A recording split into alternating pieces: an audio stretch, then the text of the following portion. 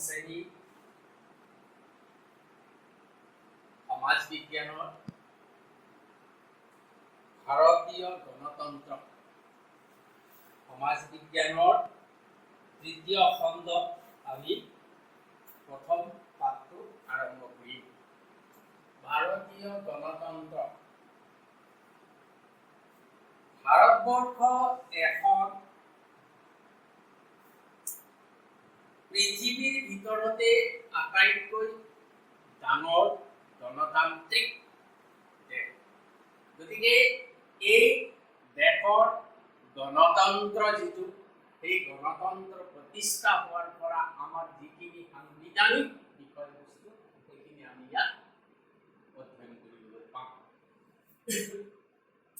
এতিয়া এই ভাৰতীয় গণতন্ত্ৰ যেতিয়া ব্ৰিটিছে 1947 চনত ভাৰত 15 আগষ্ট তাৰিখে ভাৰতবৰ্ষক পূৰ্ণ স্বাধীনতা দিলে, এই সময়ত অৰ্থাৎ তাৰ ঠিক আগত 1946 চনত ইংলেণ্ডৰ কেবিনেটে 3জন সদস্যক ভাৰতবৰ্ষলৈ প্ৰেৰণ কৰিছিল। ভাৰতবৰ্ষত গণতন্ত্ৰ প্ৰতিষ্ঠাৰ বাবে সেই 3জন কেবিনেটে ইয়াক প্ৰদাৰ্পণ কৰি ভাৰতবৰ্ষত সংবিধান এখন ৰচনা কৰিব লাগে বুলি তেওঁলোকে আহি ভাৰতবৰ্ষত প্ৰথম প্ৰস্তাৱটো ৰাখিছিল। এই মৰ্মে ভাৰতবৰ্ষ এই স্বাধীনতা হোৱাৰ আগতে 1946 চনৰ মাৰ্চ মাহত কেবিনেট মিছনক ভাৰতলৈ পঠিওৱা হৈছিল আৰু সেই কেবিনেট মিছনে দিয়া প্ৰস্তাৱ অনুসৰি ভাৰতবৰ্ষত সংবিধান এখন ৰচনাৰ বাবে প্ৰস্তুতি চলাবলৈ এখন সংবিধান সভা গঠন হৈছিল। এই সংবিধান সভাখন গঠন হোৱাৰ পিছত ইয়াত যিটো কেবিনেটৰ প্ৰস্তাৱ অনুসৰি ইয়াৰ তৎপৰতা অৰ্থাৎ কেবিনেট মিছনৰ তৎপৰতাত ভাৰতবৰ্ষত এখন সংবিধান সভা গঠন হৈছিল। এই সংবিধান সভাখন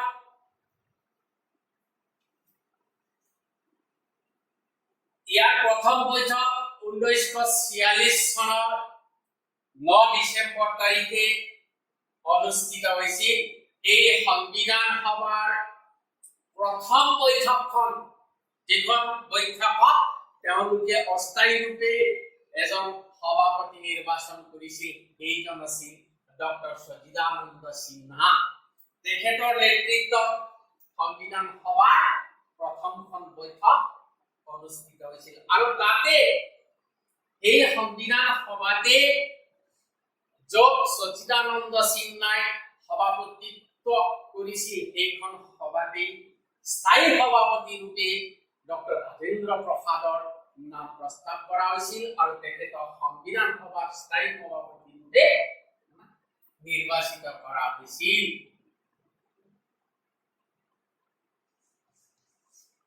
প্ৰথম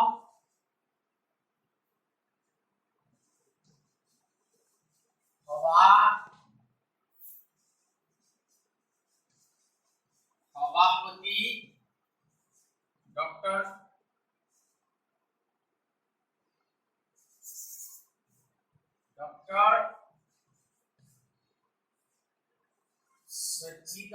সচিদানন্দ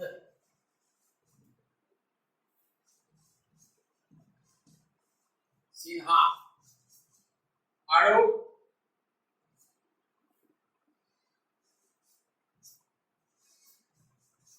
স্থায়ী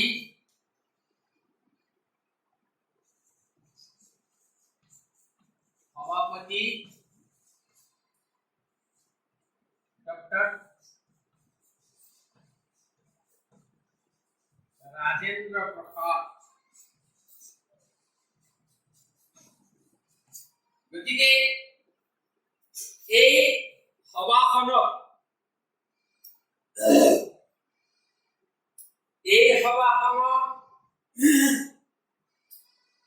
সংবিধানৰ পৰৱৰ্তী বিষয়বিলাক আলোচনা কৰা হৈছিল আৰু এই সভাতে এই সংবিধান সভাই পিছত এখন পূৰ্ণাংগ সংবিধান প্ৰস্তুত কৰিবৰ কাৰণে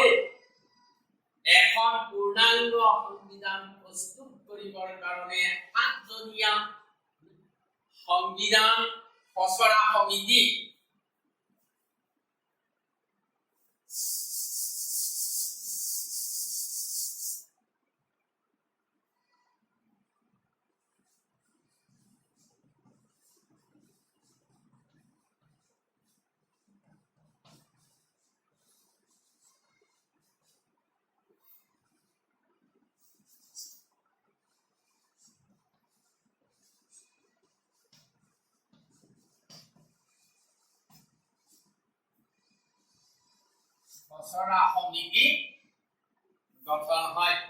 গঠন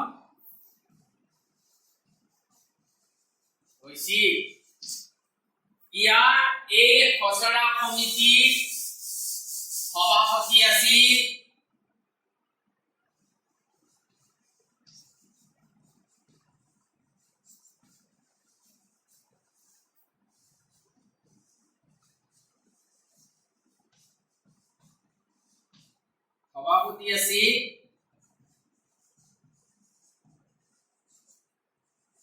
ডক্টৰ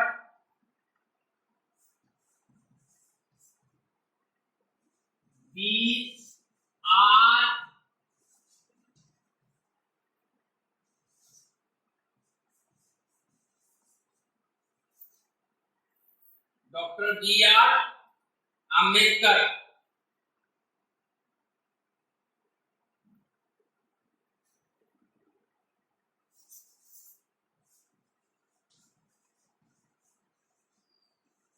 ডক্টৰ B.R. আম্বেদকাৰ এও আছিল খচৰা সমিতিৰ সভাপতি।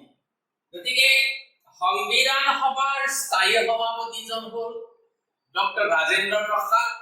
সংবিধান সভাৰ প্ৰথম সভাপতি আছিল ডক্টৰ সচিদানন্দ সিনহা আৰু খচৰা সমিতি বুলি ক'লে যিটো প্ৰস্তুত কৰি উলিয়াব এই খচৰাটো কেৱল কেইজনমান বিশিষ্ট ব্যক্তিৰ দ্বাৰা সেইখন তৈয়াৰ কৰিবৰ কাৰণে সেই খচৰাটো সিদ্ধান্ত লোৱা হৈছিল আৰু সেই খচৰা সমিতি এখন গঠন কৰা হৈছিল।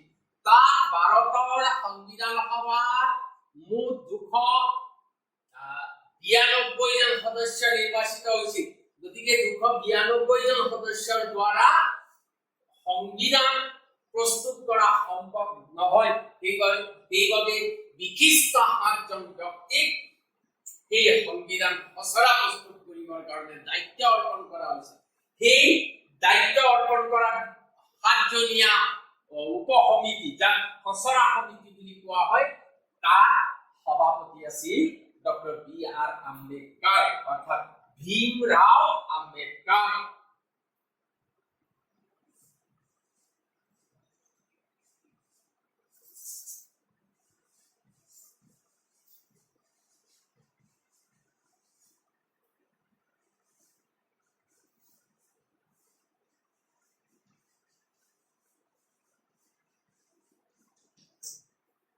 ভীমৰাও আম্বেদকাৰ।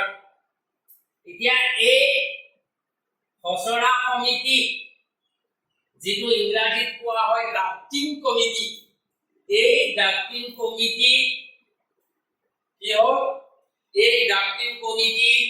যিজন সভাপতি আছিল তেখেত হ'ল B.R. আম্বেদকাৰ বা ভীমৰাও আম্বেদকাৰ। ডক্টৰ ভীমৰাও আম্বেদকাৰ তেখেতৰ নেতৃত্বত এই খচৰাটো প্ৰস্তুত কৰা হৈছিল আৰু এই সংবিধান সভাৰ এই খচৰা প্ৰস্তুত কৰি খচৰাখন প্ৰস্তুত কৰি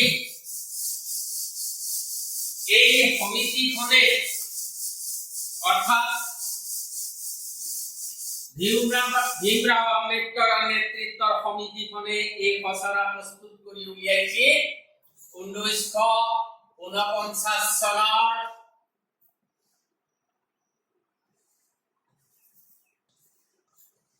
চনৰ 26 নৱেম্বৰ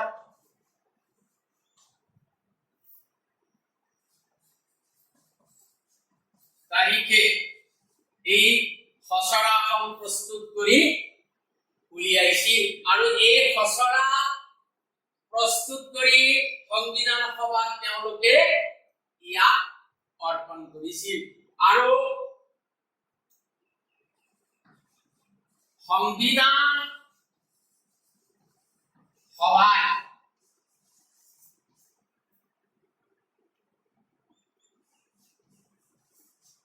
ভাৰতৰ সংবিধান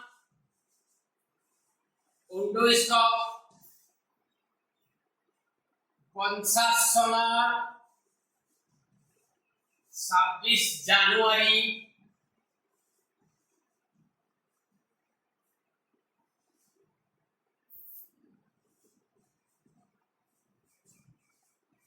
তাৰিখে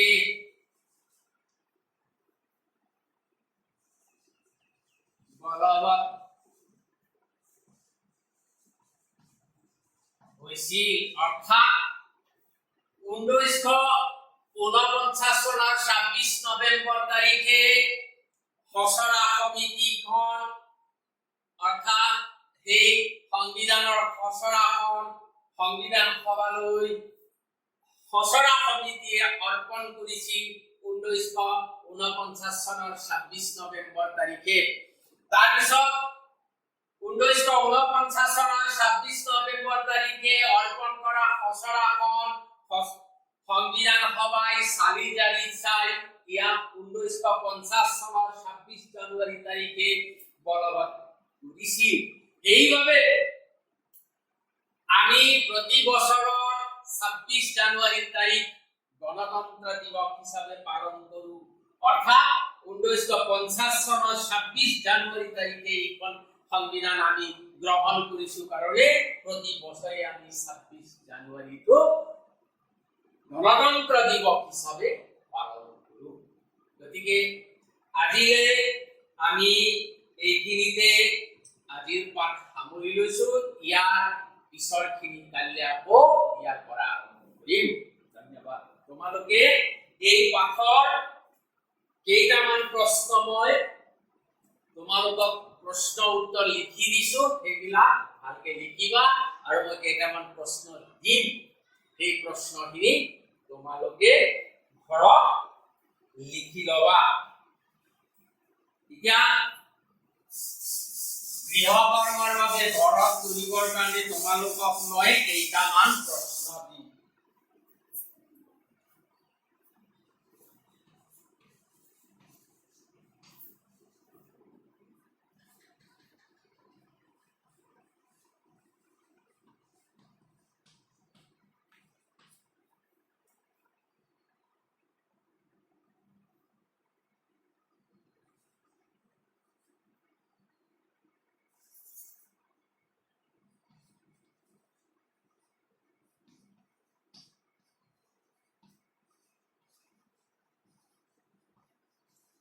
ব্ৰিটিশ সৰকাৰে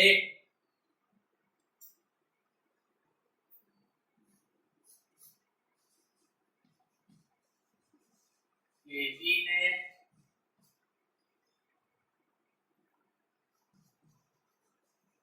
মিশন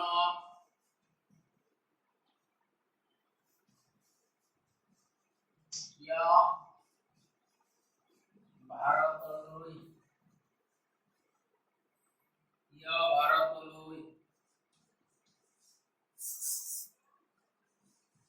পঠাইছিল এই প্ৰশ্নটো তোমালোকে লিখি মোক হোৱাটছআপৰ যোগেদি পঠিয়াই দিবা। গতিকে আজিলৈ